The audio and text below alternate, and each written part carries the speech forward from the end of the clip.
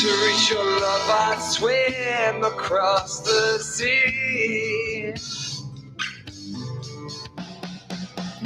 You came from above to show me our love. Flying away, I lose touch with the dove. The way you look at me, I'm to my knees. Your beauty chokes me while I breathe. You're so sensual to me. With butterflies inside, you make my heart beat rise. I gently grab your hair, girl, this love is rare. You are a gem, I'm still with only seconds to spare. The way you look at me, I'm to my knees. Your beauty chokes me while I breathe.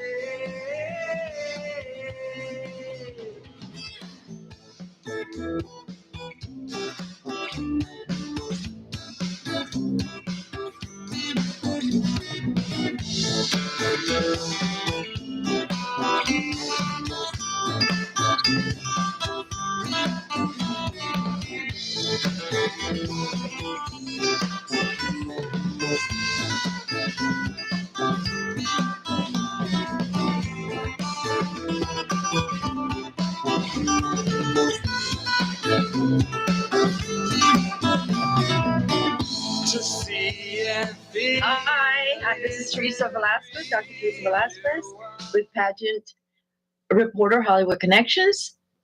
And I'm your host, and I am a former beauty queen.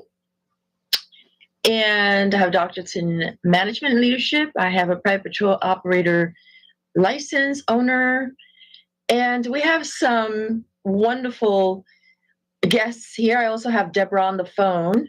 We have Dr. Leslie Duffy.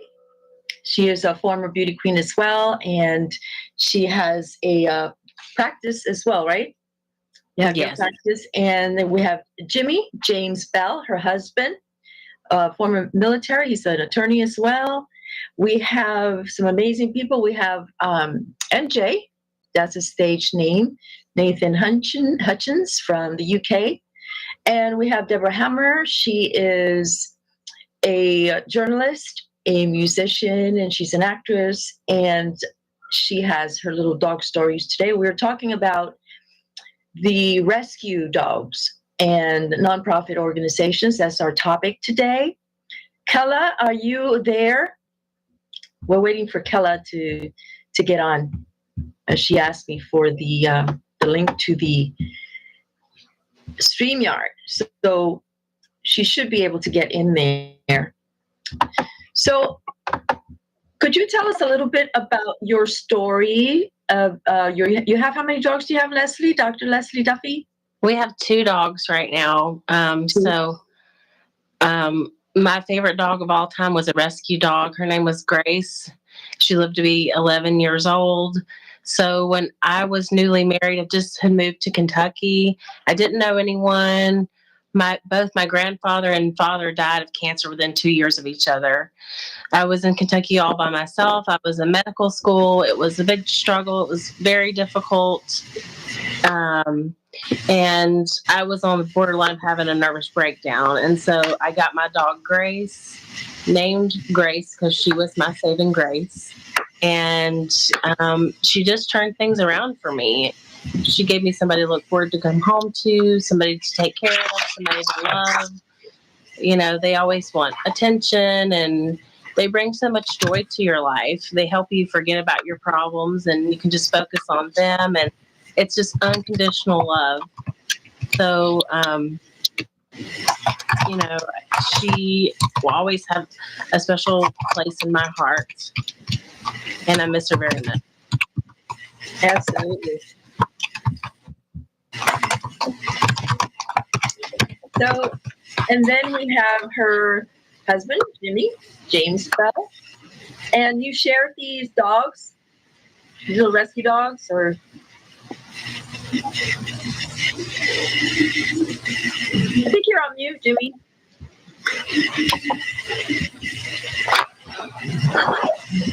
There we go. Sorry about that. Oh, yeah. I was just going to send you a message. At the time I was in Oklahoma and she was in Kentucky, I was finishing up my schooling, and I'd had a Chihuahua that died, and she kind of made me get a rescue dog. It was supposed to be an American Bulldog, kind of looked like a Beagle. Don't really know what kind of dog it was. But we ended up sharing the dog. At the time, she had her dog in Kentucky, and I had my dog here. And it was just like her. After my dog, the Chihuahua, passed away, I was in a pretty deep state of depression. He was like 15 years old. And I didn't want another dog. She made me get it. But once we got her, my attitude towards life changed. I was happy again. I had, my little buddy with me all the time. And I mean, with getting that dog is probably the second best thing I ever did next to getting her.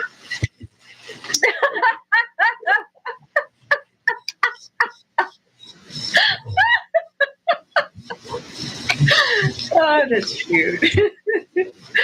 Okay, it's some really nice stories. Deborah, are you there? Yes. Hi, Theresa. Hi, Deborah. And Deborah's on the phone, so we can hear Deborah. So, Deborah, tell us a little bit about your story. She's Deborah Hemmer. She's a journalist, and she's a musician and also an actress. And she has some stories about her pets, her rescue pets. She sent some really nice photos. I did get some photos from you, Dr. Kella, and I posted that up too. So I posted the ones from Dr. Wesley and Jimmy. And so we have that on there. Also, so Deborah, tell us about your rescue dogs. Okay, well, the first one that really comes to mind as really that would be the little dog, the little black spaniel mix, black and white to female dog that I actually saw being abandoned by people late on a cold March night, windy night, across from our house. They were in a car, and I heard the car going around, circling around. I wondered what it was all about. So I looked out the window of our door, and I saw this little dog being shoved out of the car in the night, and the car driving off. And I couldn't figure that out. And then I heard the car again, and apparently the little dog had made its way back home, wherever this car had come from, and I saw this happening again. I think 2 or 3 times, and I was absolutely shocked. And the poor little thing made her way across the street to our house, where we had a big front porch, and I saw that she was exhausted, and she began to fall asleep near the door. It was a refuge for her. The next morning, she was still there, and so I told my mom, and we took her to the veterinarian to be checked out. And there was really no reason why that would happen. She was not a really young dog, but not real old, about 4 or 5 years old. She was spayed and good condition, so there was no reason. But we took her in. We had 2 larger dogs, male, German Shepherd, and another Collie Shepherd dog. And we had to teach them to accept her. So we just made a home for her and had to go through the process of helping them to adjust to a new dog. Because she was a female, it was a little challenging, but it worked out. And so that was really the number one type of rescuing an animal literally off the street who was abandoned and left in her place. And why, I don't know. And the other one, we took in my dog, Arnie. I had the newspaper that was supposedly written by him. His name was Arnie, and he had an orange, an unusual dog, very smart, Collie and Shepherd mix with an orange head. You see the pictures. And a black body, Collie German Shepherd. Jimmy's intelligent, but not wanted particularly. But the people who had him, I think his owner had gone to the military or moved away. The people he was left with ran an ad in the newspaper that was cleverly written. Hello, my name is Arnie. I need a home. I'm 5 months old. And that was attracted me to the idea. I wanted to have a dog of my own. That time, the only dogs we had were more attached to my parents, my mother and stepfather. So we answered the ad, and he took to me. Took steps. I mean, he began to guard me all the time. At 5 months old on, he was my dog, literally, to the point of being obsessive almost, to bad, kind of comical. Extremely smart, with a temper. That redhead was no lie. He would bark at anybody who came even the slightest bit close to me. And even nobody could get near me, absolutely. Where I went, he went. That was it. And so that was, he too wouldn't have been wanted. They felt sorry for him, but they did put the ad in the newspaper. And of course, Shepherd, he too has some health issues. He had really serious health issues that we didn't know about right away, but he too wasn't wanted by someone, and he'd been taken in before we got Arnie. And huge job. He developed arthritis, which is so sad to watch. And he couldn't get up off the floor at night. They may be 7 years old. Required special attention, medication for that. And before that, dietary problems that caused a lot of stunning. There's always going to be something, because I've spent quite a bit on my 5 rescue dogs, and taking them to the vets and all that. And excuse me, Deborah and Jay here. He's Hutchins, and Nathan Hutchins is his name. He's from the UK, and he's the one with the song Butterflies. And I wanted to and how you doing? Haven't seen you in a while. It's been a long time, isn't it? Yes, it has. Oh my goodness! So you're getting back to your music, and I understand, and you're gonna put out some new stuff. Yep. I've got a crazy amount of new songs. It's kind of going through at the moment to see what to actually pick to put out first. Basically, there's a lot going on. Yeah, it's good. That's wonderful. Glad to hear. And your kids are doing well. They're really well, actually. Yes. It's been a rocky road, as you're aware, but kids things have definitely taken a turn. You have 5. Sorry? Right? 5 kids. Don't you have like 5 kids? And then you have a pet, don't you? You have a cat? Oh, yes. Yeah, I've got a cat as well. Is that your rescue cat? Keeping you company. How cute. Yeah. What's the kitty's name? She doesn't realise it, but she's famous already. What's her name? Lily. Lily? Lily. Oh, okay, Lily. So how long have you had Lily? Probably about 3 years now, actually. Yeah. Look at the dog here. Here's dog. Oh my goodness, they're so wonderful. They keep you in a good mood, and they're definitely loyal, company. And they're big time, loving, sentient beings. And they're just wonderful. Look at that, he's licking Jimmy's face. So anyone that sees the dog out there, help them and rescue them. And so sometimes I see them out there, I'm like, oh my gosh, because I just feel for them, and it's hard not to help them. To me, it's just like I wish I could just take them all, but I can't because I've already got 5. So anything you could do. And Dr. Kella Price, you are you rescue animals. Is this yes. An organization that you have, or is this working with an organization? You help out the rescue animals? So I actually have always had pets of my own from a very young age, and have always enjoyed the companionship of dogs and cats. And I had a friend who I kept seeing on social media that she was fostering animals, little puppies and dogs that have been injured. And I thought, I have such a love for animals. I would love to make this impact. So I got involved with 2 different rescues here in the Dallas-Fort Worth metro area. And now I'm plugged in with all of the shelters in our area and a number of different rescue groups. So in addition to having dogs and cats at my home, currently I have, I had to think for a minute, 9 dogs. You have a pet grooming place, those pet grooming places, and where you can keep them overnight. Because your house is getting filled. They're all at my house. But I work with 2 rescues, and I'm at maximum capacity right now. And I usually rescue the animals that are on the kill list for the day. So every day, shelters are posting lists of animals that are going to be euthanized. And sadly, a lot of that is due to space. So those animals are going to be killed just due to space, not because they're sickly or they have behavioral issues or anything like that. And so I rescue those. But when I don't have space, I help network the animals. So there's a number of rescues that I will find dogs that are great dogs that need a place to go, and tag rescues and try to find fosters or adoptive parents.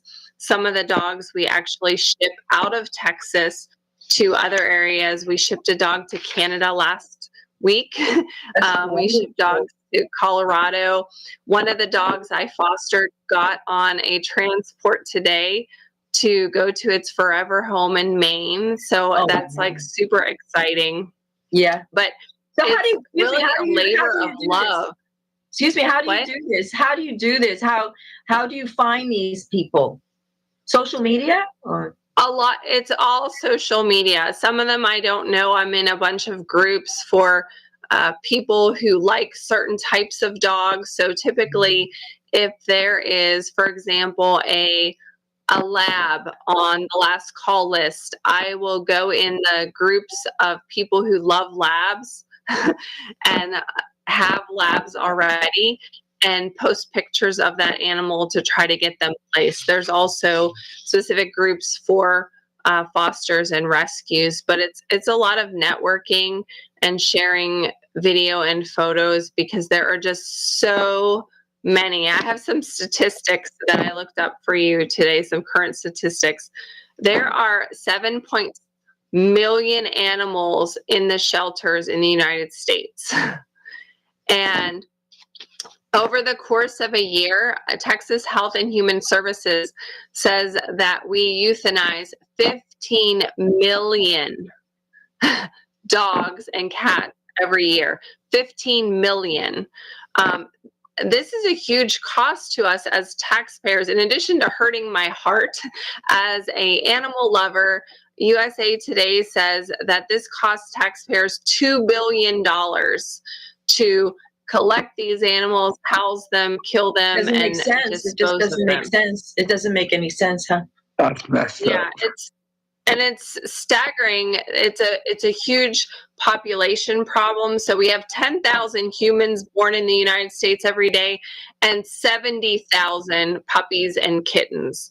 So where do all these animals go? It's a struggle because cats are a great example. You have one unspayed cat through its mating and offspring over a period of 9 years, and most cats live about twice that, produces over 11,000 offspring from one cat that's not spayed or neutered. So reproduction is just one piece of it. Having people that are responsible to have their dogs spayed and neutered, and going to the shelters to find their furry friends instead of using a backyard breeder, and having a commitment to have that animal because there are so many abandoned animals.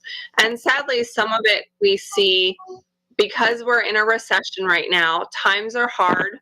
Money is tight for people. And so some people are getting displaced into smaller housing, that they're moving from a house to an apartment and their dog is not allowed in the apartment. Or times are tough and they don't have money to feed their animal, or they're displaced and they're homeless. I've seen a lot of that recently, that people are living in their cars and they want a better life for their animals, so they're giving up their animals. Sadly, most of these animals, when they end up at the shelter, they have less than 1 week to find a home before they're killed. 1 week. So it's just heartbreaking. Mhm. You could go away on vacation and your dog could get loose and it could be dead before you get back because you didn't go to collect it because they're that full. It's really sad. Right. Yeah, that's why you should always have your ID, the ID on the collar. I found a dog the other day, and it had his home address, his phone number, the name. Pokey was his name. So it was skip hopping away from where I was. So I drove over to the person's the house, knocked on the door, said, "Your Pokey's here."